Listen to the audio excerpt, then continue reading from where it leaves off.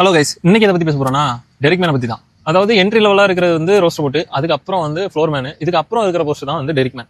இது ஒரு ஆயில் ரிக்லேயே ஒரு one of the toughest job, இல்லை ரொம்ப அன்சேஃபான ஜாப்னா நான் இந்த பொசிஷன் தான் சொல்லுவேன். ஏன்னா ரிஸ்க்கும் அதிகம், ரிஸ்க் ஏற்ற ரிவார்டு இருக்கான்னு கேட்டீங்கன்னா கண்டிப்பாக கிடையாது இப்போ உள்ள டைம்லலாம்.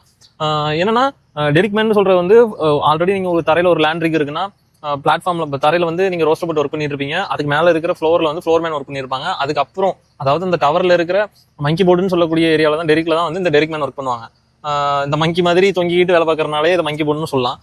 இவங்களுக்கு பேசிக்கா என்ன ரெஸ்பான்சிபிலிட்டி இருக்கும்னா, அதாவது பைப்பை ரன் பண்ணும்போது இல்லை புல் அவுட் பண்ணும்போது அந்த பைப்பை வந்து செக்யூர் பண்ணி மேலே வைக்கிறது. இதுக்காக ஃபுல்லா ஒரு 12 மணி நேரம் உழைக்கிற ஆளுன்னா இவர் தான். ஏன்னா வந்து கண்டினியூவா ஒர்க் ஓவர்லாம் புல் அவுட் அண்ட் ரன்னிங் கண்டினியூவா நடக்குதுன்னா எலிவேட்டர் போட்டு அவரோட ஆம்லாம் பீப்பாய் மாதிரி ஆயிரும். ஏன்னா அந்த அளவு பவர்ஃபுல்லான ஒரு பிசிக் வந்து தேவைப்படும் டெரிக் மேன் ஜாப்புக்கு. அதே மாதிரி இந்த வேலையில வந்து இது மட்டும் ரெஸ்பான்சிபிலிட்டி கிடையாது.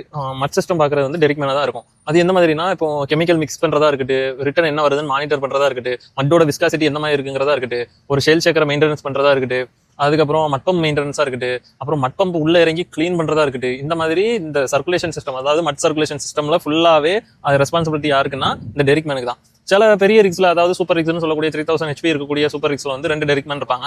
இந்த 750 HP 1000 HP இந்த மாதிரி ஒர்க் ஓவர் ரிக்ஸ்ல வந்து ஒரு டெரிக் மேன் தான் இருப்பாங்க. அவர் தான் சிஸ்டமையும் பார்க்குற மாதிரி இருக்கும், அவர் தான் மங்கி போர்டையும் பார்க்குற மாதிரி இருக்கும். ஸோ இது வந்து one of the toughest job. இது வந்து என்ட்ரி லெவல் ஜாப் கிடையாது. இதுக்கு வந்து வெல் கண்ட்ரோல்ல பேசிக் வந்து தெரிஞ்சிருக்கணும். அதெல்லாம் தெரிஞ்சு நல்ல ஒரு எக்ஸ்பீரியன்ஸ் இருந்தால் தான் இந்த ஜாப் வந்து மேனேஜ் பண்ண முடியும். அதே மாதிரி நீங்க நினைக்கிற மாதிரி இந்த ஜாப் வந்து ஈஸியா இருக்காது. ஏன்னா ஒவ்வொரு ட்ரில் பைப்பும் நீங்க நினைக்கிறத விட ரொம்ப ஹெவியா இருக்கும். அதாவது ஹெவி வெயிட் ட்ரில் பைப்பா இருக்கட்டு, இந்த பிஹெச்ஆர் இருக்கட்டு, இதெல்லாம் மேக் பண்ணும்போது அந்த எலிவேட்டர் லேட்ச் பண்றதே ரொம்ப ஹார்டான ஜாப். ஆல்ரெடி நீங்க ஒரு ஸ்டேபிளான பிளாட்ஃபார்ம்ல இருந்து ஒரு வேலையை செய்யும் போதே உங்களுக்கு எவ்வளவு கஷ்டமா இருக்குதோ, அது வந்து உங்களுக்கு ஒரு 40 அடி 50 அடி இருக்கிற ஹைட்ல இருந்து வேலை செய்யும்போது அதோட இதே சீனரியாவே வந்து டிஃபரெண்ட் ஆகும்.